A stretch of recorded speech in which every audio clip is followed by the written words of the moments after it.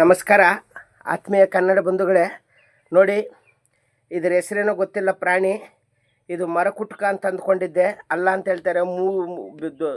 ದೊಡ್ಡ ಬೆರಳಿಗಿಂತ ಉದ್ದವಾಗಿದೆ ಇದರ ಮೂತಿ. ನಾನು ಅಲ್ಲಿ ನಮ್ಮ ಮನೆ ಹತ್ರ ಒಂದು ಮಾವಿನ ಮರ ಇದೆ, ಅದ್ರ ಕೆಳಗಡೆ ಕೂತಿದ್ದ. ಪಟ ಪಟ ಅಂತ ಶಬ್ದ ಕೇಳಿಸ್ತು. ಆ ಕೊಂಬೆಯಲ್ಲಿ ತಗಲಾಕ್ಕೊಂಡಿದೆ. ನೋಡಿ, ಇದು ಯಾರು ಬಲೆ ಹಾಕಿಲ್ಲ ಅನ್ನಿಸ್ತಾ ಇದೆ.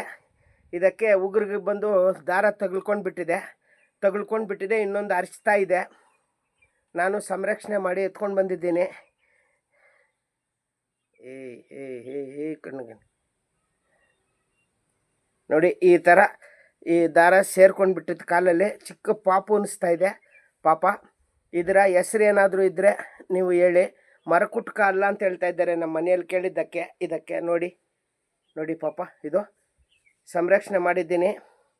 ಇವೆಲ್ಲ ನಶಿಸಿ ಹೋಗ್ತಾ ಇದೆ. ಮುಂದಿನ ದಿನಗಳಲ್ಲಿ ಏನು ಅನಿಮಲ್ ಜಿಯೋಗ್ರಫಿ ಅಂತ ಒಂದು ಚಾನಲ್ ಬರ್ತಾಯಿತ್ತು, ಅದನ್ನು ಹುಡುಕಿ ನೋಡಬೇಕಾಗುತ್ತೆ. ಇಂಥ ಪ್ರಾಣಿಗಳು ನಮ್ಗೆ ಸಿಕ್ಕಬೇಕಾಗಿದ್ರೆ. ಈಗಂತೂ ಇವೆಲ್ಲ ನಾಮವಿಶೇಷ ಆಗೋಗಿದೆ. ನೋಡಿದ್ರಲ್ಲ ಪಾಪ. ಹೋಗೋಕೆ ರೆಡಿಯಾಗಿದೆ. ಬಿಡ್ತೀನಿ. ನೀರು ಕುಡಿಸ್ದೆ.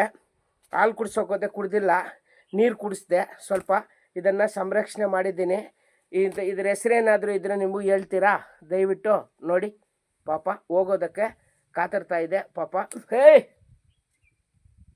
ನೋಡಿ, ವಿಷ ಜಂತು ಅನ್ನೋದು ಅದಕ್ಕೆ. ಕ್ರೂರ ಪ್ರಾಣಿಗಳು ಅದು ಎಷ್ಟಿದ್ರೂ ಅದ್ರ ಬುದ್ಧಿ ಬಿಡಲ್ಲ.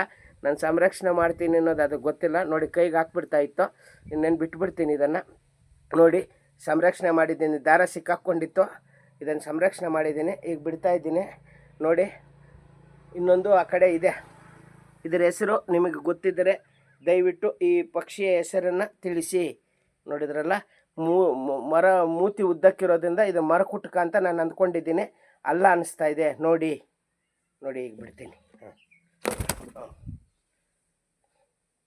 ನೋಡಿದ್ರ, ಬಿಡ್ತು.